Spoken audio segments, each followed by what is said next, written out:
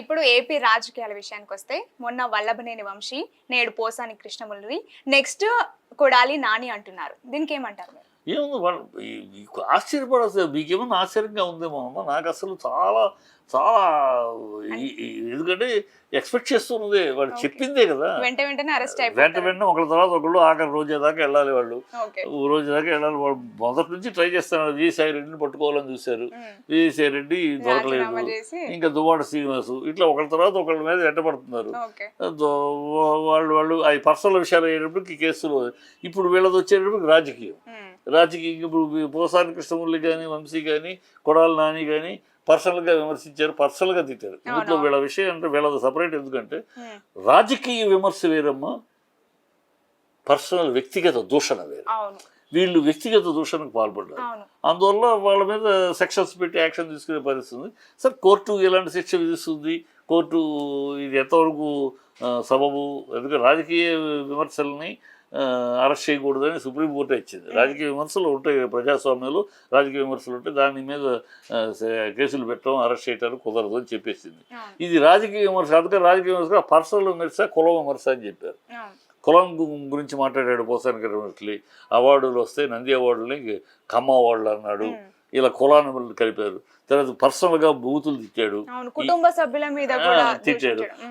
ఇప్పుడు అని చెప్పారు, చేస్తున్నారు. కుటుంబ సభ్యుల మీద వీళ్ళు అన్నారు, కానీ దాని మీద కేసు పెట్టేవాడు ఎవరు?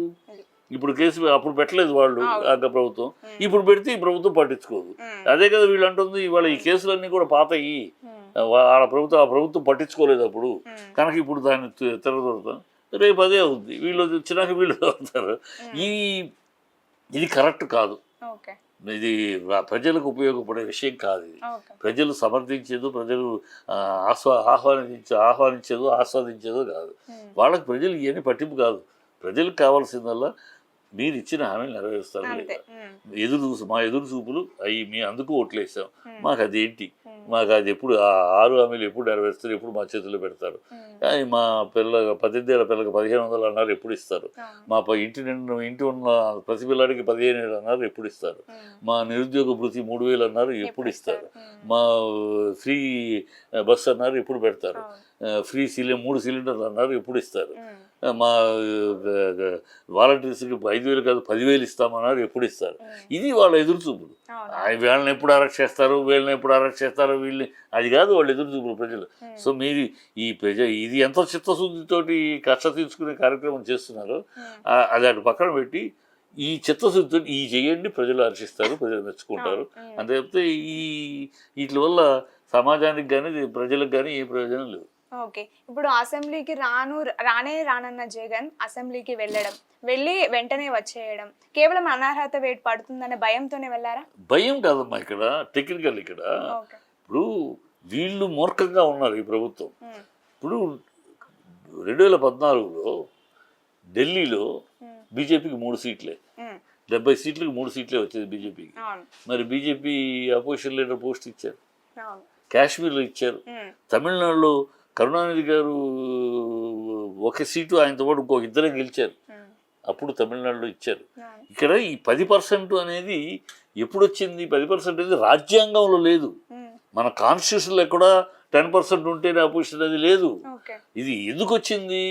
గతంలో ఒక అసెంబ్లీలో 3 ప్రతిపక్ష పార్టీలు ఉండేవి, పాలకపక్షం ఒకటి 3 ఉండేవి. ఈ 3 ఎవరికి ఇవ్వాలి? ఎవరికి ప్రతిపక్ష హోదా ఇవ్వాలి? అందుకని అప్పుడు ఏదో 10% అని పెట్టారు. అది అలా సాగుతుంది. ఇప్పుడు ఇక్కడ ఎవరున్నారు? ఒకే ప్రతిపక్షం కదా ఉంది. మీరు అందరూ పాలకపక్షమే కదా ఉన్నది. అదే అతనికి ఇవ్వాలి ఆటోమేటిక్గా. దానికి మేము ఇవ్వమని మేము ఇస్తేనే వస్తారా అంటే ఇస్తేనే వస్తారు. ఇస్తే రాకపోతే ఎందుకు వస్తారు? రాకపోతే మీరు అతను లేకపోయినా కూర్చొని అంటారు. ఇదిగో మొన్న 4 ఎంట్రన్స్ నుంచి పంపించారు. ఎక్స్ చీఫ్ మినిస్టర్గా ఆయనకి ఫస్ట్ ఎంట్రీ నుంచి రావాలి. మొదటి డోర్ కాకుండా 4th దీంట్లో వచ్చారు. అంటే సామాన్య వచ్చేది ఇచ్చారు. సో మీ ట్రెండ్ అర్థమైపోయింది. మీరు అతను గౌరవించరు. అతను వస్తే అసెంబ్లీకి వస్తే అతన్ని అక్కడి నుంచి నడుచుకొస్తావు అంటే చూడు అక్కడ నుంచి అని ఒక ఎకిలి నవ్వులు నవ్వుకుంటూ తప్పట్టు కొట్టుకోవాలి. ఆయన లెగిస్తే కూర్చో మంత్రి గారు మీరు మాట్లాడండి అని 6 స్పీకర్ కూర్చొని నువ్వు కూర్చో చెప్పండి అని ఆయన అవమానించాలి, చేతులు కొట్టుకోవాలి. మీ సునకానందం కోసం మీరు ఈ జబర్దస్తు కామెడీ చేయాలి అసెంబ్లీలో అనే ఆలోచనలో మీరు రమ్మంటున్నారు. కానీ నిజమైన ప్రజాస్వామ్యం అయితే నిజంగా మీరు చిత్తశుద్ధితో ప్రజల విషయం చర్చించాలంటే ఇవ్వండి. ఎందుకు భయపడుతున్నారు? ఎందుకు భయపడుతున్నారు? ఇస్తే భయం ఉంది. ఇస్తే ఇవ్వాలంటేనే భయపడుతున్నారు. ఎందుకంటే ఇస్తే పాలకపక్ష నాయకుడికి ఎంత టైం ఇస్తారో ప్రతిపక్ష నాయకుడికి అంతే టైం ఇవ్వాలి. ఆ టైం ఇవ్వాలి. అంత టైం కూర్చో అంటానికి లేదు. ప్రతిపక్ష నాయకుడు లెగిస్తే ఆయనకి టైం ఇవ్వాలి. అది రూలు. కరెక్ట్గా లెగిస్తే అప్పుడు ఆయన మొత్తం సాక్ష్యాధారాలతోటి మిమ్మల్ని ఎండగడతాడు. మీరు 15 నిమిషాలు మాడితే ఆయన 20 నిమిషాలు మాట్లాడితే ఎండగడతాడు. మీ పరువు బతుకు బస్టాండ్ అవుద్ది. అందుకని భయపడుతున్నారు. ఆయన రానివ్వకుండా ఆయన ఇలా అవమానించి కాలక్షేపం చేయటం. అంతే తప్పితే ఆయన మీరు దేశం చూడండి. ఆయన పవన్ కళ్యాణ్ మాట్లాడతాడు. ఆయన రాజ్యాంగం దేశంలో జరిగింది ఏంటి? దేశం తెలుసుకోవాలి. దేశంలో ఏంటి? దేశంలో ఎప్పుడెప్పుడు ఏమేం జరిగింది? 3 సీట్లు ఉన్న బీజేపీకి ఎలా ప్రతిపక్ష హోదా ఇచ్చారు? కాశ్మీర్లో కాంగ్రెస్కి ఎట్లా ఇచ్చారు? తమిళనాడులో డిఎంకేకి ఎట్లా ఇచ్చారు? 2 సీట్లు 3 అక్కడ సీట్లు లెక్క కాదు. ప్రతిపక్ష పార్టీ ఇద్దరు ఉంటే అప్పుడు ఒక సిస్టమ్ కావాలి కదా 10% అన్నారు. ఇప్పుడు ఉన్నదే ఒకటే ప్రతిపక్ష పార్టీ. దానికి నువ్వు ఏం చేస్తావు? ఇవ్వాలి. ఆ దమ్ము ధైర్యం ఉండాలి. ఇస్తే ఇవ్వకుండా అతను హేళన చేస్తూ అవమానం చేస్తూ భుజాలు కోరుకుంటూ ఉండాలని కోరిక. అంతకన్నా ఇంకేం లేదు. నిజమైన నిజాయితీ రాజకీయాలు అయితే ఖచ్చితంగా ఇస్తారు. అది తెలుసుకోవాలి. అది ఎందుకు మరి ఇంకేం లేదు. ఇతను ఒక కామెడీ షో చేసుకోవాలని ఆయన వీళ్ళ కసి కక్ష అతను లెగిస్తే అని బల్లలు గుద్ది నవ్వుకోవాలి. కూర్చో అనాలి అనగానే నవ్వుకోవాలి. ఇలాంటివి తప్పితే మీరు చిత్తశుద్ధి మొన్న 1వ తారీఖు నుంచి 1వ ఇంట్రెస్ట్ నుంచే పంపించావు. ఎక్స్ చీఫ్ మినిస్టర్ ఈ షుడ్ బి గివెన్ రెస్పెక్ట్. కాకుండా 4వ దీంట్లో రమ్మన్నారు. అక్కడ అర్థమైపోలా మీరు ఎందుకు చేస్తున్నారు. సో ఎందుకు మీకు అవకాశం ఇవ్వాలని అతను ఇస్తే వస్తాను. ఈ పదవి పోతే ఏంటంటే ఏమి పదవి కోసం పాకులాడేది ఏం లేదు. పోతే మళ్ళీ ఎలక్షన్ వస్తాయి. ఆయన గెలుస్తాడు.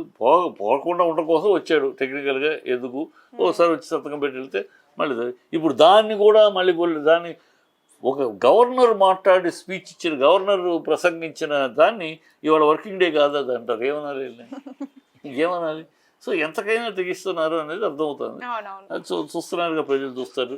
అది కరెక్ట్ కాదు. ప్రతిపక్షానికి అవకాశం ఇచ్చి వాళ్ళని మాట్లాడించి మీరు మాట్లాడితేనే ప్రజల సమస్యలు చర్చలు జరుగుతాయి. లేకపోతే మీరు మీరే మాట్లాడుకుంటారు, మీరే తప్పట్లు కొంటారు, మీరే బలాలు తెలుసుకుంటారు, జరుగుతుంది. ఏకరా పాత్రాభినయం అవుతుంది. అది తెలుసుకోవాలి అంతే. Okay sir, thank you sir.